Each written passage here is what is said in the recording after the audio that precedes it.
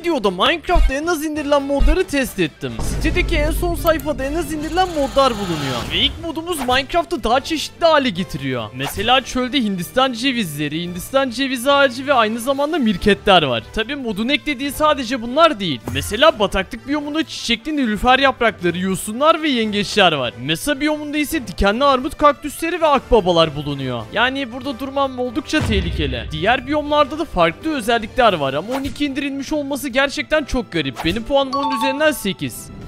Sıradaki modumuz çiçekleri yerden hızlıca alabilmemizi sağlıyor. Normalde çiçeği almak için önce kırarız, ardından yerleştiririz. Ama bu mod sayesinde bunlara ihtiyacınız yok. Çiçeğin yanına gidiyorsunuz ve sağ tıkladığınızda envanterinize geliyor. Ve aslında bu daha mantıklı değil mi? Yani ben çiçeği almak istiyorsam niye kırıyorum ki? Bence bunu Minecraft'ın kesinlikle eklemesi gerekiyor. Benim puanım 10 üzerinden 8. Sıradaki modumuzda konum bilgilerini gösteriyor. Yani koordinatınızı, bulunduğunuz biyomu, günü ve saati rahatça görebiliyorsunuz. Mesela şu anda ova biyomundayım ve orman biyomuna geçiş yaptım. Tabi bunları F3 tuşuna bastığınızda da görebiliyorsunuz ama burası oldukça karışık. Ve etrafta gezerken sol üst tarafta bu bilgileri görmek gerçekten hoşuma gitti. Ama büyük bir eksisi var. Bunlar düzenlenemiyor. Yani belki koordinatı görmek istemiyor olabilirim ya da saati. Ve bunları modlar menüsünden düzenleyemiyorum. Bu tarz şeyler kesinlikle önemli. Belki sol üst taraf yerine sağ üst tarafta kullanmak istiyorum. Yani o yüzden puanım 10 üzerinden 7. Ve sıradaki modumuz örslerin kırılmasını engelliyormuş. Nedense böyle bir şey olabileceğini düşünmüyorum. O yüzden elmas kılıcı eklem bacaklarının kıyametini basıyorum ve herhangi bir canı gitmedi. Zaten Minecraft'ta da gitmeyi biliyor. Hemen diğerlerini de basıyorum o yüzden. Ve örsün dışı çatlamaya başladı. Bence kesinlikle bunu kırabiliriz. O yüzden tekrardan eşyalarımı aldım ve bunları da büyü basıyorum. Ve baktığımda örs hala da kırık vaziyette duruyor. Bence kesinlikle kırılacak. O yüzden hemen geliyorum.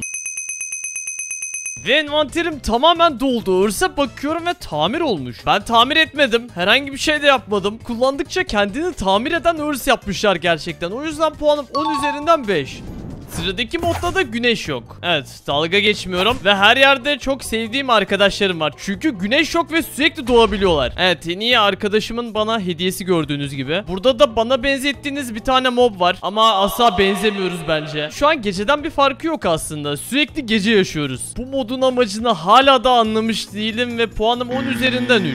Sıradaki modda kurtlar normale göre çok daha vahşi. Tabii nedense 1.12 sürümündeyim ve kurt bulursam size göstereceğim. Aha, burada var ve gelip bana saldırmaya çalışıyor. Normalde kurtları gördüğünüzde size saldırmazlar. Ama bu mod sayesinde sürekli size saldırmaya çalışıyorlar. Tabii beni kovalarken bir anda dikkati dağılmış olacak ki koyunlara falan saldırmaya başladı. Onları kandırmak çok kolay. Sadece karnını doyurmanız gerekiyor. Hemen bir tane kemik alıyorum elime ve ona yaklaştığımda hala da saldırmaya çalışıyor. Sanırım bu kurtta bir bozukluk var. Evet, burada bir tane daha buldum ve bana saldırmaya çalışıyor ama elime kemik aldığım anda sakinleşiyor. Bu sayede onu evcilleştirebiliriz hemen. Tabi kemiğim bitti ve gene saldırmaya başladı. Gerçekten sinir bozucu bir mod. Peki elime bir et parçası alsam gene sakinleşiyor. Sinir bozucu olsa da aslında çok mantıklı. Kurtlar sonuçta vahşi hayvanlar. Fikir güzel olduğu için bu moda puanım 10 üzerinden 6.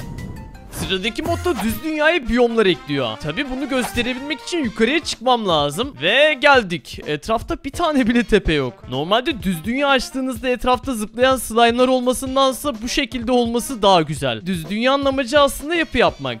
Ama belki de yaşamak istiyorsunuz, kim bilebilir. Ve çayır biyomuna geldiğimizde slime'lar var tekrardan. Galiba bunlardan kurtulamayacağız. Tabi düz dünya olduğu için burada suları da görebiliyoruz ve karşı tarafta bir yapı var. Yüksek ihtimalle burası Trial Chambers'tır. Gerçekten de burası Trial Chambers ve karşıda da yağmacı karakolu var. Bu mod sayesinde yapıları görmek çok kolay oluyor. Bir yandan yapıların bazılarının bu şekilde yukarıda olması hoşuma gitmemiş olsa da Stronghold'a bakmak istersek tam altımızda bu şekilde gözüküyor. Ve Minecraft'ın düz dünyasındaki Stronghold da bu şekilde. Bence moddaki kesinlikle daha iyiydi. Modu beğendim ve düzeltilmesi gereken şeyler var. Puanım 10 üzerinden 8. Ve sıradaki modumuzda gerçekten hiçbir şey yok. Yükleme ekranından sonra simsiyah bir ekran karşılıyor bizi. Gizlice arkadaşınızı trollemek dışında bu moda ihtiyaç duyma şansınız 0. Ayrıca benim puanım da 0. Sıradaki mod da Adal'ın korku moduymuş. 500 indirmesi falan vardı ve moda dair herhangi bir bilgim yok. Bakalım güzel bir şey çıkmış mı ortaya? Oyuna biri katıldı ve tabda da gözüküyor. Karakterin tipi siyah ve korku modları oynadığımda her biri birbirine benziyor zaten. Yüksek ihtimalle burada bir yerdedir ve bizi izliyordur. Ya da gece ortaya çıkacak. Bilmiyorum, ben burada kasılmaya başlayacağım birazcık. Çünkü yüksek ihtimalle ihtimalle bize saldıracak ve sohbette bir yazı çıktı. Seni her canlıyla birlikte izliyorum. Ve kaplumbağaların tipine bak, hepsi bana bakıyor. Hatta ta uzaktaki inekler bile bana bakıyor. Herkesin gözünün benim üzerimde olması gerçekten çok korkutucu bir şey. Neyse, peşimizdeki adamı bulacağız tabii ki ama buradan hemen kazma yapıyorum kendime. Ve buradan mağaraya gidebiliriz ama mağaraya gitmeli miyim, birazcık korkuyorum açıkçası. Ya tamam, fazlasıyla korku modu oynadım sonuçta ama hepsinin içinde ne olduğunu biliyordum. Bunun içinde ne olduğunu bilmiyorum. Ve burada demirler varmış. Hemen demirleri falan alıyorum ve birazdan geliyorum. Hemen buradan kendime bir tane fırın yapıyorum. Ve demirler pişerken de ne yapacağınızı çok iyi biliyorsunuz ve hayır dur. Gerçekten mi ya? Neyse, biliyorsunuz zaten 700.000 aboneye çok az kaldı ve sen ciddi misin ya? Gerçekten bunu mod mu yapıyor merak ediyorum şu anda. Neyse, hazır buraya kadar gelmişken etraftaki demirleri toplayacağım. Ve bu sayede en azından demir set oluruz ve en sevdiğim arkadaşımla aramıza mesafe yarız. Bunu hiç beklemiyordum. Biraz hazırlıksız yakalanmış olabilirim. Ve bir dakika, yıldırım düştü üzerime. Arka arkaya olması birazcık germeye başladı açıkçası. Etraftan yemek bulmamız gerekiyor yoksa öleceğim birazdan. Bu ormanda sadece birimiz yaşayabiliriz. Ne oluyor? Ekranım titriyor. Hayır, bu şekilde zombiyle savaşmak gerçekten zor ve başarımın üzerinde seni görebiliyorum yazıyor. Benden kaçamazsın. Korkak bir adam görebiliyorum sadece. Ya da göremiyorum mu demeliyim. Çünkü etrafa baktığımda beni izleyen herhangi biri yok şu anda. Ya da ormandayız diye göremiyorum. Neyse, en mantıklısı kendimize kalkan ve chestplate yapmak. Şimdi kendimi daha güvende hissediyorum. Şu ana kadar çok fazla korkmadım. Bir creeperlardan korkmuş olabilirim. Ve diğer şeyler de gerdi. Ama genel anlamda bir sorunumuz yok gibi duruyor. Hazır buraya kadar gelmişken kendime kova da yapıyorum. Lazım olabilir. Ve demir toplamaya devam. Şimdi bence bu kadarlık maden yeter çünkü akşam olmaya başladı ve bu demirleri pişirirken hemen kendime elmas kask yapıyorum ve demirler pişerken etrafa baktığımda hala daha birini göremiyorum ama taba bastığımda hala daha oyunda. Her neyse, bu demirlerle de setimizin devamını yapıyorum ve şimdi ismi olmayan siyah adam gelse de hiçbir şey yapamaz. Galiba şimdi onu aramam gerekiyor, o yüzden bir tane tekne ürettim kendime ve etrafa bakarak gideceğim ama karşıma çıkabileceğini sanmıyorum. Birkaç dakika sonra. Evet, şu an neredeyse güneş doğmak üzere ve hala da biriyle karşılaşmadım. Bilmiyorum bu normal bir şey mi ama dünyamdan korkup kaçmış gibi gözüküyor. 2 saat sonra, yani uzun zamandır yürüyüş yapıyorum, o kadar set falan yaptım, hala da biriyle savaşamadık. Ya bana denk gelmiyor ya da modda böyle bir şey yok. Modda böyle bir şey yoksa puan kırarım gerçekten. Tabii uzun bir süre yol yürüdüm, oyundan çıktım girdim ve şöyle bir sahne yaşandı. Lan ne oluyor? Tabela var ve tabelanın üzerinde İzmir yazıyor. Ayrıca IP adresim de gözüküyor. Adal bana ev ziyareti falan mı yapacak? Niye IP adresimi çekiyorsun ki? Zaten yıldırımın düştüğü şeyden dolayı buradaki orman da yanacak. Şu an burada anlamsız bir kaos var. Bizi izlediğini söyleyen karakteri görememiş olsak da güzel bir moda benziyor. Yani geliştirilmesi kesinlikle lazım. Puanım da 10 üzerinden 8.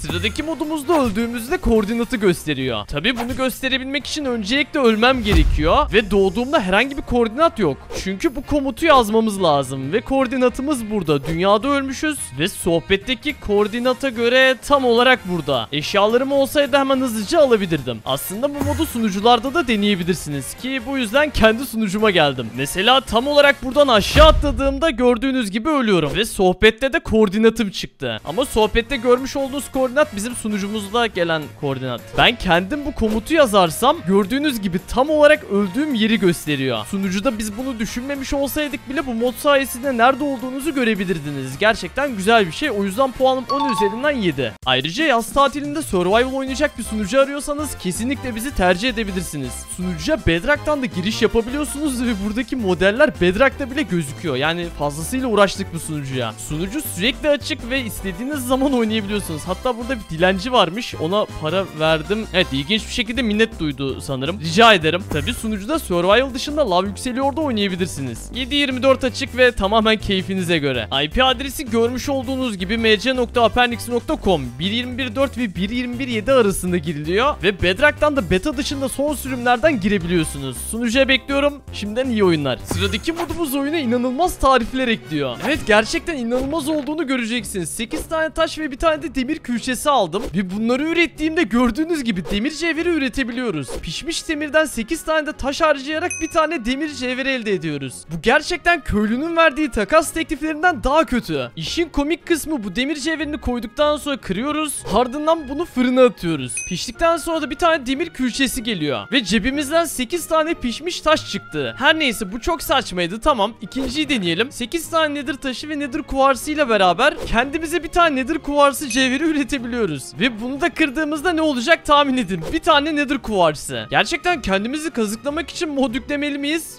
Bence hayır. Üçüncü olarak da netherite külçesi ve nether taşı ile beraber yapabileceğimiz tarif var. Bunda da 4 tane antik kalıntı veriyor. Netherite külçesi yaparken 4 tane altını tamamen boşluğa atıyoruz. Kısacası bu mod tarafından kazıklanmak istiyorsanız gerçekten 10 üzerinden 10 diyebiliriz. Ama ben gerçekten kazıklanmak istemiyorum. O yüzden puanım 10 üzerinden 0.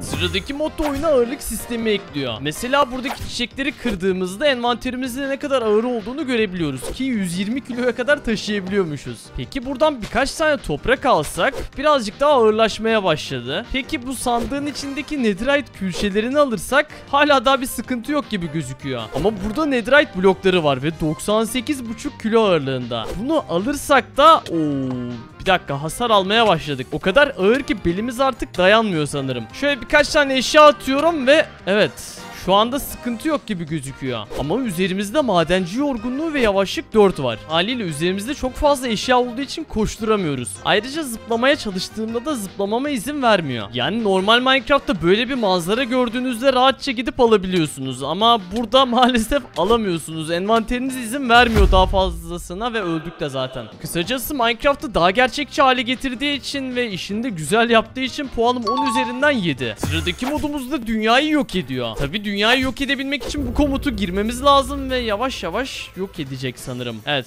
ben de bilmiyorum ne olacağını. Fotoğraflardan gördüğüm kadarıyla chunk yavaş yavaş yok olacak diyecektim ve başladı. En alta kadar yok ediyor gerçekten ve hayır, bir dakika. Oha, az önce yanlışlıkla clutch attım ve buradaki su da yok oldu. Ayrıca bir enderman tarafından izleniyorum. Gerçekten çok ilginç şeyler oluyor. Buradan hızlıca yukarıya çıkabilir miyim acaba? Tekrardan su geldi, harika. Aşağıdayken bayağı bir yer yok etmiş aslında ama bu hızla devam ederse yüksek ihtimal önümüzdeki yüzyılda dünya yok olabilir. Bir de sanırım benim bulunduğum chunk'ı kontrol ediyor ve ona göre yok ediyor. Tabi bunu test etmek için burada birazcık beklemem lazım. Gördüğüm kadarıyla benim peşimden geliyor, evet. Ama bulunduğum chunk'ı falan kontrol etmiyor. Az önce yürüdüğüm yolları takip ederek geliyor. Aynı şu anda olduğu gibi. Ama yüksek ihtimalle dikkatli olduğunuz süre boyunca aşağı düşmezsiniz.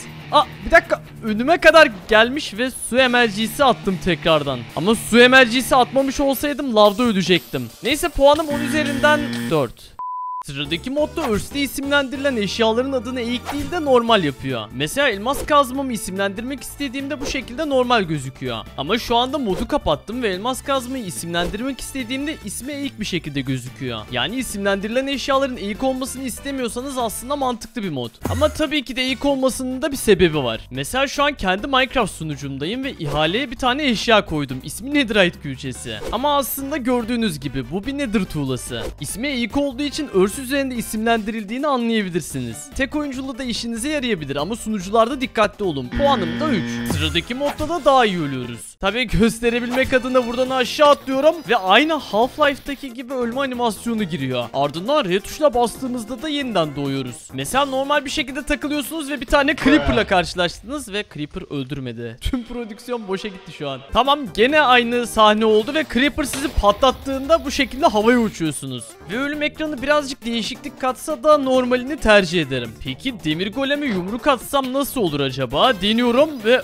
oha, bambaşka bir yere gittik. Yani az indirilmiş olmasına rağmen bu modda güzeldi. Puanım 10 üzerinden 7. Sıradaki modda oyuna çamaşır makinesi ekliyor. Mesela kırmızıya boyanmış deri eşyalarınız var. Bunları hemen çamaşır makinesine atıyorsunuz. Tabii bunu çalıştırabilmek için deterjana ihtiyacınız var. Şansa bakın ki tam da yanımızda deterjan suyu var. Evet, bu birazcık ilginç. Neyse, hemen çamaşır makinesine bunu atıyorsunuz ve çamaşır makinesi çamaşırları yıkadığını bu şekilde anlatıyor sanırım. Ne zaman susacaksın acaba bilmiyorum ama normal deri cekete dönüştü bu. Artık susar mısın? Evet, az önce çamaşır makinesine bağırdım. Çünkü hala da susmuyor. Sonunda sustuğun için teşekkür ederim. Bu arada üzerine çıktığımda beni karşıya doğru atıyor. Bir dakika, çamaşır makinesinin içine girmiyorum ki ben. Ama dışarıdan da olsa beni fırlatıyor. Evet, bu eğlenceliymiş gerçekten. Yani böyle bir şey aslında çok ihtiyacımız yok ve bu sesten sonra artık hiç ihtiyacımız olmadığına karar verdim. O yüzden bu moda puanım kesinlikle 1. Sıradaki mod oyuna dilenci ekliyor ve bir yerden öksürme sesi geliyor. Aha, karşıda bir tane dilenci var. İnanılmaz şekilde öksürüyor bu arada bu adam. Sen de konuşabiliyor muyuz? Evet, herhangi bir şey yapılmıyor. Sadece ne istiyorsun? Bende hiçbir şey yok dedi. Abi hastaneye falan götürsek seni, sadece bende bir şey yok diyorsun ve inanılmaz fazla öksürüyorsun. Büyük bir ihtimalle burada kalıyor ve hiçbir şey yokmuş gerçekten de. Peki sana elmas falan verebiliyor muyuz acaba? Hemen elması alıyorum. Evet, elması da almıyor. Çok garip bir adam. Sadece öksürmeyi seviyor. Ve o kadar fazla öksürüyor ki artık kulak zarlarımı patlatacaksın.